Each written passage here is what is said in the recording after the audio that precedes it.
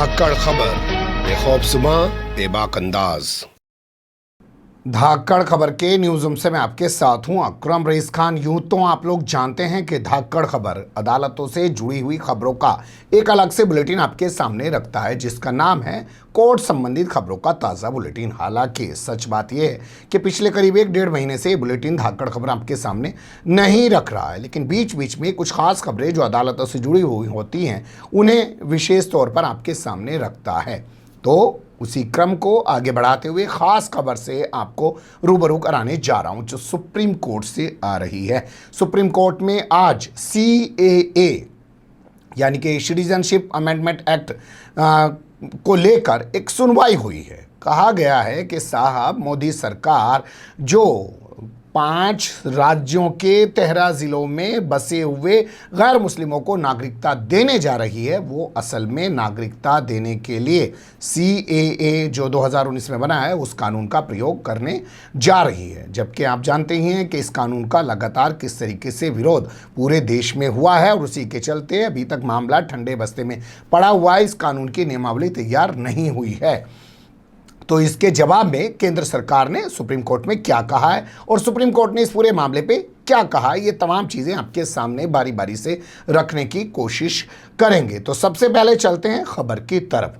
खबर यह है साहब जो सामने आई थी 28 मई को, जिसमें कहा गया कि केंद्र सरकार ने ये कहें सीधे तौर पर गृह मंत्रालय ने यानी कि अमित शाह के मंत्रालय ने एक अध्यादेश जारी कर दिया है, जिसके मुताबिक गुजरात, राजस्थान, छत्तीसगढ़, पंजाब और हरियाणा के 13 जिलों में रहने वाले अफगानिस्तान से आए हुए, पाकिस्तान से आए हुए, बांग्लादेश से आए हुए गैर मुस्लिमों को शब्द इस्तेमाल किया गया। मैंने उस दिन भी आपके सामने जब खबर रखी थी तब मैंने कहा था भैया यही कह देते कि प्रताड़ित हिंदुओं को, प्रताड़ित जैनियों को, प्रताड़ित बुद्धिस्टों को, जो भी वहाँ से प्रताड़ित सिखों को, लेकिन शब्द इस्तेमाल किया गया गैर मुस्लिमों को, यानी कि मुसलमानों को छोड़ के सबको भारतीय नागरिकता देने जा रही है मोदी सरकार। और इसके लिए वहाँ के जितने सेक्रेटरी हैं जिलों राज्यों के और ज़िलों के जो DM हैं उनको कह दिया गया है कि वो इनसे आवेदन लेना शुरू कर दें और जो जैसे भी है जांच कर पूरे मामले को अपडेट करें, उनको बाकायदा नागरिकता का प्रमाण पत्र जारी करें। तो इसी फैसले को चुनौती दी गई है सुप्रीम कोर्ट में। इंडियन यूनियन मुस्लिम लीग पार्टी आप जानते ही हैं, उसने चुनौती दी है। क्यों चुनौती दी है अगले हिस्से में बात कर लेते हैं। इंडियन यूनियन मुस्लिम लीग का कहना है कि दरअसल हमारे देश के अंदर जो नागरिकता कानून पुराना बना हुआ है 1956, 57, 58 के आसपास का, और उसमें 1-2 बार संशोधन भी हुआ है, उस कानून के तहत ये लोग नागरिकता देने की बात तो कर रहे हैं, लेकिन असल में ये नागरिकता देने जा रहे हैं CAA 2019 के तहत। क्यों? क्योंकि ये कहना है इंडियन यूनियन मुस्लिम लीग का कि उस पुराने कानून के तहत ऐसा कहीं नहीं लिखा हुआ है कि आप सिर्फ गैर मुस्लिमों को नागरिकता देंगे। ये जो गैर मुस्लिम वर्ड इन्होंने इस्तेमाल किया है ये असल में CAA के जरिए नागरिकता दे रहे हैं, और CAA के जरिए नागरिकता देने का सिलसिला इसलिए शुरू कर रहे हैं दबे पांव पुराने कानून के आड़ लेकर, ताकि अपने इस नए कानून को जो इन्होंने 11 दिसंबर 2019 को पार्लियामेंट से पास किया, जिसको 11 जनवरी 2020 को राष्ट्रपति ने भी अपनी अनुमति दे दी, चिड़िया बैठा दी, लेकिन अभी तक उसकी नियमावली नहीं बनाई गई। कहा जा रहा है कि कोरोना आ गया, ये तमाम चीज़ें आ गई। भैया कोरोना के दौर में तो आप लोगों ने किसानों पर भी तो कानून थोप दिए। कोरोना के दौर में तो आप लोग नई जो है शिक्षा पॉलिसी लेके आ गए। कोरोना के दौर में तो बहुत सारे क्रांतिकारी काम कर रहे हो, तो इसकी नियमावली क्यों नहीं बना पा रहे? तो इसकी नियमावली इसलिए नहीं बना पा रहे क्योंकि आप जानते हैं कि इसके विरोध में ज़बरदस्त तरीके से पूरे देश ही नहीं दुनिया में आंदोलन हुए थे, मूवमेंट हुए थे। शाहीन बाग एक बहुत बड़ी पहचान बनकर उभरा था। तो यहाँ ये कहते हुए सुप्रीम कोर्ट में एक अर्जी जो है इंडियन यूनियन मुस्लिम लीग ने दाखिल कर दी। उस पर आज सुनवाई हुई। क्या हुआ सुनवाई में अगले हिस्से में देख लेते हैं। तो आज सुनवाई हुई। सुनवाई जैसे ही शुरू हुई तो उसमें सबसे पहले केंद्र सरकार की तरफ से अपना पक्ष रखना था सॉलिसिटर जनरल को। तो सॉलिसिटर जनरल है तुषार मेहता ने वहाँ पक्ष रखा। कहा माई बाप तो वहाँ बोलते नहीं ना, माई लॉर्ड बोलते हैं। माई लॉर्ड, हम CAA 2019 के तहत नागरिकता नहीं देने जा रहे, हम पुराने कानून के तहत नागरिकता देने का अध्यादेश यानी कि ऑर्डिनेंस हम लोगों ने जारी किया।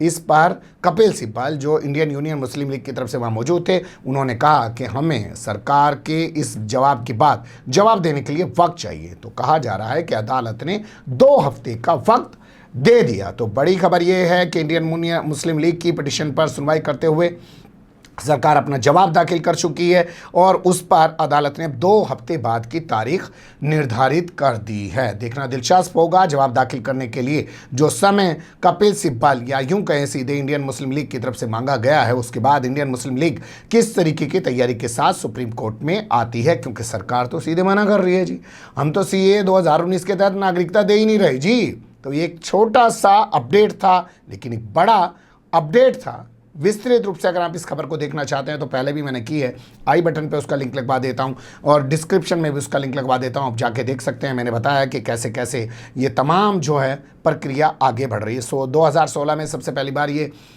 अधिसूचना जारी की गई थी, उस वक्त 2018 तक के लिए अधिसूचना जारी की गई थी। उस वक्त जो है महाराष्ट्र भी इसमें शामिल था, उस वक्त जो है मध्य प्रदेश भी इसमें शामिल था और कई सारे जो है राज्य इसमें शामिल थे, जिनकी तादाद बढ़कर अभी तक 9 से भी ज़्यादा राज्यों में हो चुकी है और ज़िलों की जो तादाद है वो भी बढ़कर ज़्यादा हो चुकी है। लेकिन 2018 में जैसे इसकी अधिसूचना खत्म हुई, उसके बाद 2018 में नए सिरे से जो अधिसूचना जारी की गई वो अनिश्चित काल के लिए की गई।